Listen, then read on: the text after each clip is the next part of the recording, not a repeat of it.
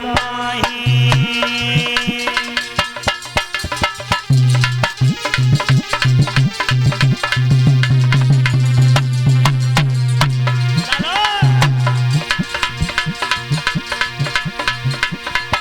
एक बार त्रेता युग माही और शंभु चले कुंभजर तपाही। शंभु चले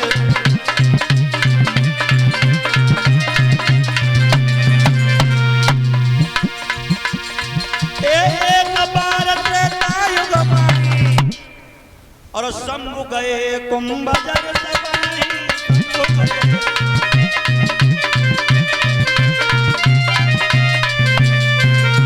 सद्भक्तों के एक बार त्रेता युग माही।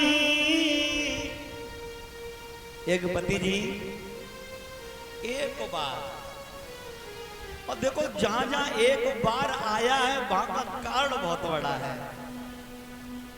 ये कथा एक जगह नहीं चल रही है, ये अनेकों जगह चल रही है।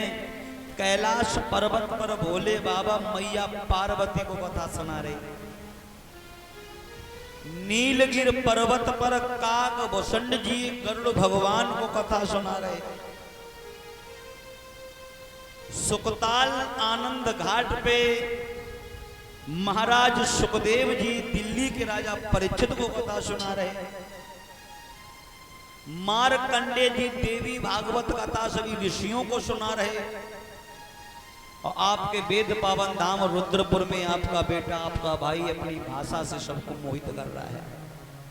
एक बार त्रेता युग माही।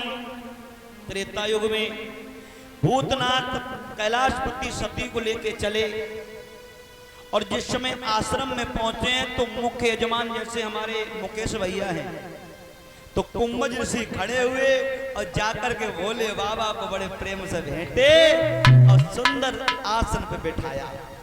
आसन पे और हो क्या रहा था वहां? अरे क्या हो रहा था? प्रभु की चर्चाएं थी, बड़े बड़े ऋषि महात्मा बैठे थे। एक कवि तो कहता है, अरे सतसंग की चर्चा न्यारी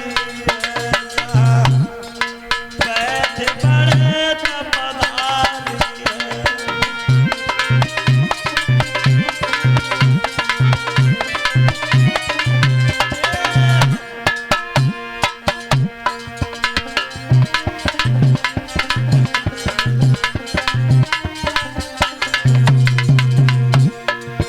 सतसंग की चर्चा न्यारी है,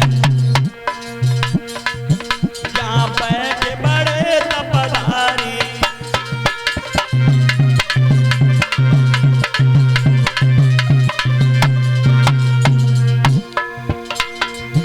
कुंभज ने गिरा उच्चारी है, मेरी शंका दियो मिटाई है।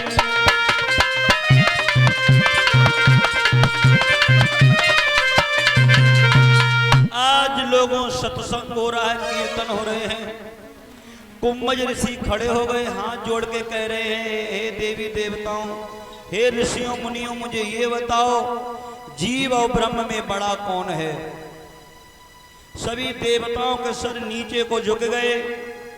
भोले बाबा खड़े हुए कह रहे हैं, कुंभज ऋषि मैं बता रहा हूं कि जीव और ब्रह्म में बड़ा क्या है। बोले सुनो, और समझा कर एक बात कही है लाला कि जो प्रकृति बंधन नौ तक ही है वो जीव कहाया जाता है।